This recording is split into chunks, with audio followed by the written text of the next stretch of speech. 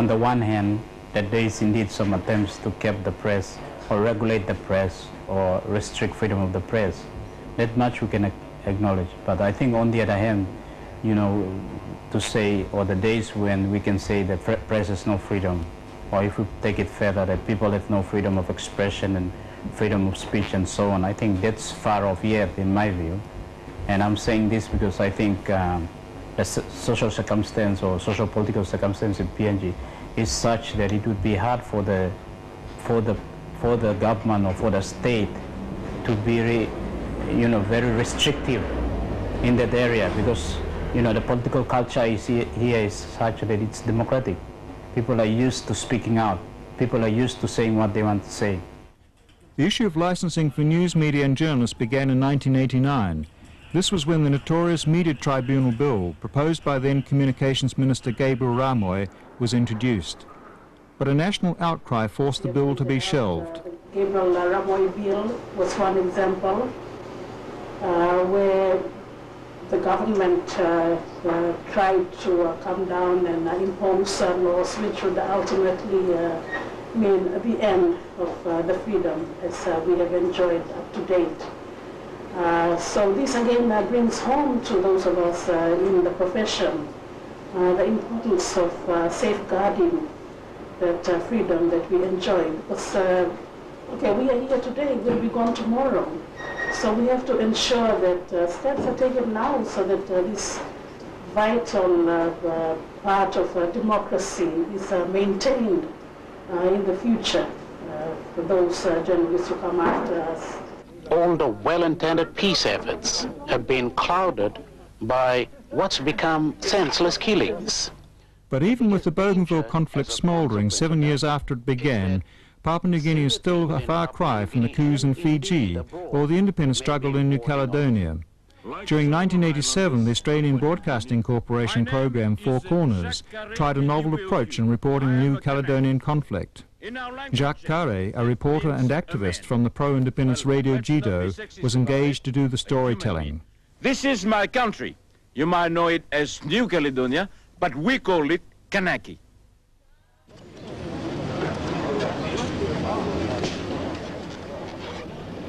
Hundreds of Kanak men, women and children gathered to protest against the French so-called referendum. Mr. Jean Montpezat, the French High Commissioner, sent in the police to break up a non-violent demonstration.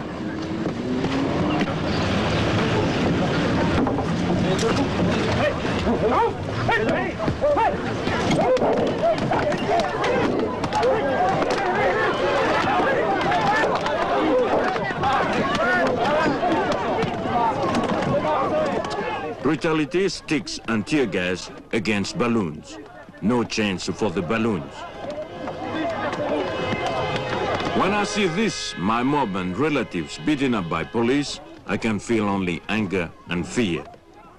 Anger because you want to react against it, and fear because you realize you're dealing with psychopaths.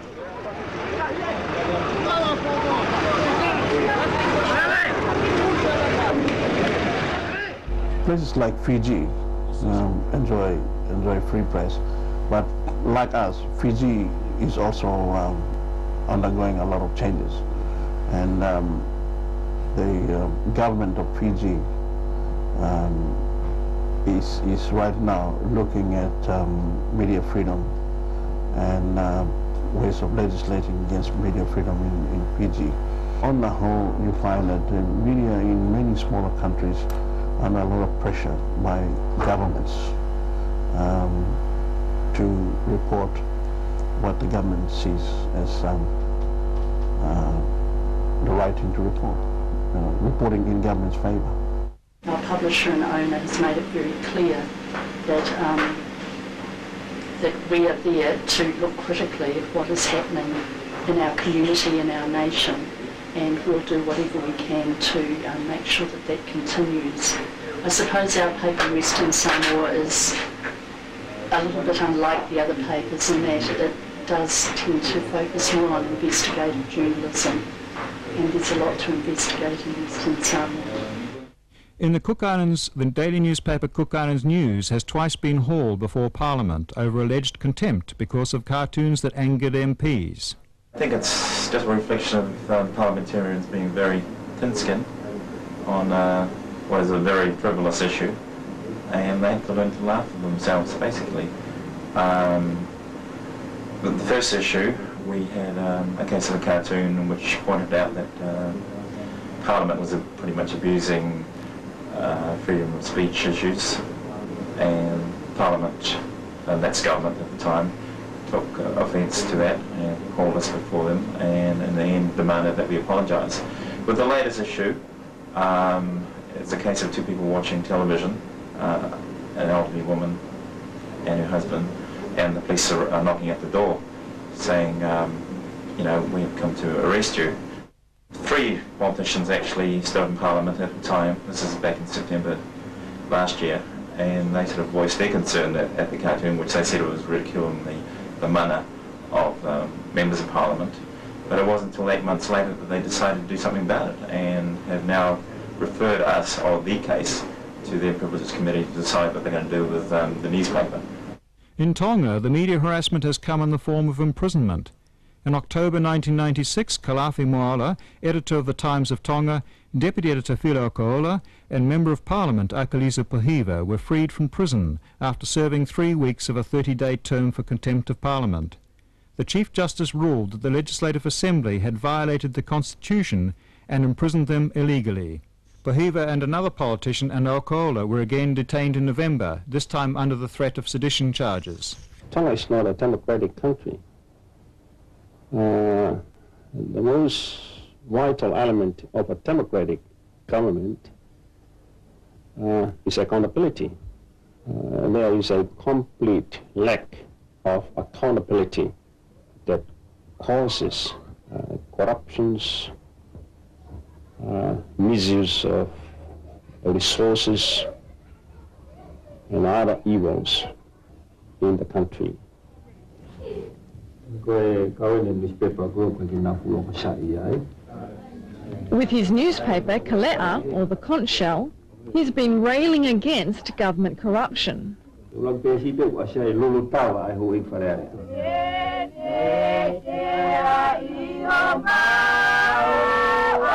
In Papua New Guinea, commentators are concerned that the media doesn't show more concern for Tonga and other regional issues, like West Papua, for example, which is under Indonesian rule. There was some bomb attack in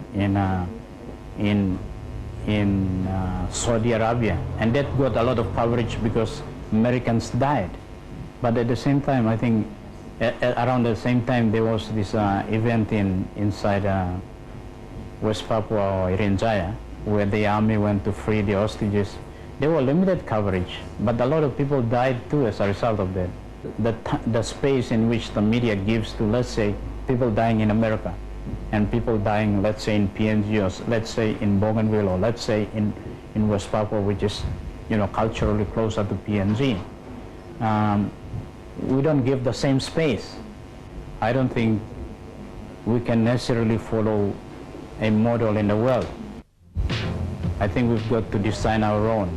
I don't think we can say that let's pick out what's happening in Indonesia, what's happening in Malaysia, and let's apply it here, because the social, cultural, political background are different.